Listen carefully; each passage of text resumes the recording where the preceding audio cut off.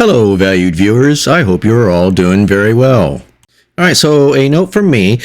For a while now, I've been asked to do head-to-head series once again because I haven't done one since my early days of my channel, and since then I've gotten numerous requests to do another. And so here you go. And before I get started, just keep in mind that this exercise is just pure fun and not for any specific reason. And there are numerous factors that go into a side-by-side comparison like this, and it's not a perfect science. You know, there's a lot of numbers involved, and some things might get left out, and some things may get used that shouldn't be. But the idea here is to give us all a general idea of which locomotive actually might have come on top, with a reasonable amount of accuracy. So without further ado, let's get started. Okay, so the first number I'm going to use for this head-to-head is the tractive effort. The Allegheny, for its size and drawbar power and things of that nature, the tractive effort on the Allegheny was only 110,211 pounds, and also the C&O Railroad decided not to use the booster option of which the locomotives were designed to run. Now compare that to the Y6B, which had a 166,000 to 170,000 pounds of tractive effort, depending on what publication you're reading, and that would seem like a huge factor in favor of the Y6B, right? Well, not so fast. And that's because the factor of adhesion tells a different story. So you might ask, what is factor of adhesion? Well, factor of adhesion is the total weight of the locomotive's weight on the drivers, and that's divided by the tractive effort. And when you divide 548,500 pounds of adhesion weight by the 152,206 pounds of tractive effort, and that works out to about 3.6 of factor of adhesion, which is below standard.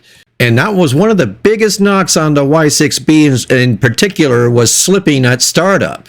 And this was the reason why, or I should say the primary reason why. And once the Norfolk and Western realized this, they did two things. They increased the tractive effort up to that 170,000 pounds that's cited in many publications, but is no less than 166,000 pounds. And they also added 29,000 pounds of lead to the front end to help with the adhesion problem. So at that point in time, we had about 170,000 pounds of tractive effort divided into 576,000 pounds of weight on the drivers. And that means the factor of adhesion was down to about 3.4. So to me, they kind of made the problem worse. And let me tell you, folks, that factor of adhesion is probably the lowest I've seen. I don't recall seeing anything lower than up to that 3.4. So one could reasonably argue that the Norfolk and Western had way too much tractive effort for the amount of weight they had over the drivers. Okay, so if you compare that to the Allegheny, their adhesion weight was 507,900 pounds, and you divide that by 110,211 pounds of tractive effort, and you get a 4.61 factor of adhesion, which is pretty outstanding. And this is a perfect example of how tractive effort isn't the end-all in the science of what a locomotive can do. Because the Chesapeake and Ohio had the perfect balance, in my opinion, between traffic effort and the adhesion weight to get that high number of factor of adhesion. So in my mind, this is exactly why the Chesapeake and Ohio didn't really care about the low tractive effort for what they were using the locomotive for. Because they found that the locomotive could perform fine enough or well enough just as it was built. Whereas you have the Norfolk and Western adding 29,000 pounds of lead to the front end of the Y6B just to reduce the slipping problem. So this area of performance goes to the Allegheny. Okay, so let's move on to the next category, which is drawbar horsepower. And this is an area where the Allegheny tested over 7,000 drawbar horsepower, and on paper it was capable of doing up to 7,500 horsepower on drawbar. But the official number was just over 7,000, pulling a 13,500 ton train, and they did it at 46 miles an hour. And by comparison, the Y6B on a 13,500 ton pull on the level made 25 miles an hour on 5,500 indicated drawbar horsepower.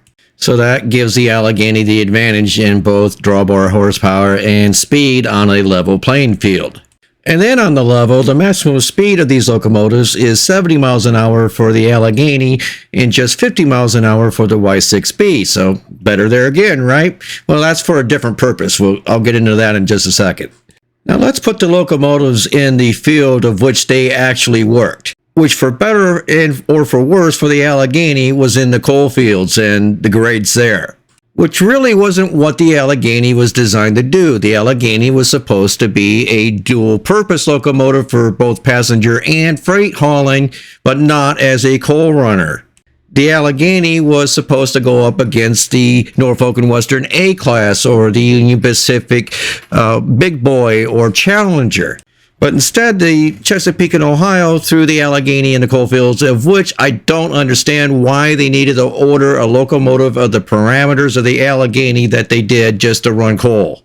It seems to me that a EM1 Yellowstone like the B&O purchase would have done just fine in that capacity if that's all they wanted. So in my opinion, it was a wasted design and the Alleghenies never fulfilled their potential. Okay, short rant over with. Oh, and real quick, I forgot. To answer my own question on my last, I think it was just purely for ego, because they didn't want to be outdone by the Union Pacific or the Norfolk and Western with their Big Boy or A-Class. Okay, so here's where it gets really interesting when you put the two locomotives in the coal hauling business and on grades. So I'm just going to use Wikipedia's Allegheny performance on a double header at an 0.57 grade. And they state that the two Alleghenies double headers on an 057 grade dropped to 20 miles an hour. And that was pulling the 13,500 ton train. Folks, you want to know what the Y6B did under the same circumstance? And I'm being conservative here. It's between 25 and 30 miles an hour under the same circumstance. And I've done math to where they could do a little bit better. Now, why is that? Why is it a locomotive such as the Allegheny with all its heft and might be outdone by a Y6B in the coal fields? Well, folks, it's a little simple something called variable valve plumbing in the Norfolk and Western Y6B. And that allows low pressure cylinders to allow simple expansion steaming in all four cylinders at all speeds, not just at startup. And that right there, folks, is a huge advantage over just about any articulated locomotive that existed then and before then. And folks, when you're a railroad, time is everything. It's your money, it's your customer satisfaction, it's everything. So staying within the economy aspect of things, let's talk about the consumables per hour for each locomotive. I have the Allegheny burning 7.5 tons of coal per hour and consuming nearly 14,000 gallons of water. Now the Y6B, I had to do the math myself and it may be wrong, but I think it's within the ballpark at least. So if you have the exact specs on the Y6B, let me know in the comments below. But this is my own computation here. But I have the Y6B at 6.2 tons of coal consumed per hour and roughly the same on the water as the Allegheny at 13,906 US gallons. So in that category, we had the Y6B doing marginally better, and in the water department, slightly better than the Allegheny. So in the economics department, the Y6B is my hands-down winner over the Allegheny when it comes to economy. Now let's talk about efficiency and availability. Outside of maybe the 484 Niagara for the New York Central, no locomotive was pushed harder than the Norfolk and Western's Y6B. Their mechanical reliability was second to none and only equaled by once again, the Niagara. And the Norfolk and Western had turnaround times on all of their locomotives within 1 hour of a locomotive arriving. So that is, every locomotive in the Norfolk and Western was flipped in 1 hour after arriving and put back on the track and into service. And once again, the only other company that I know of that could do that was the New York Central, and that was specifically with the Niagara.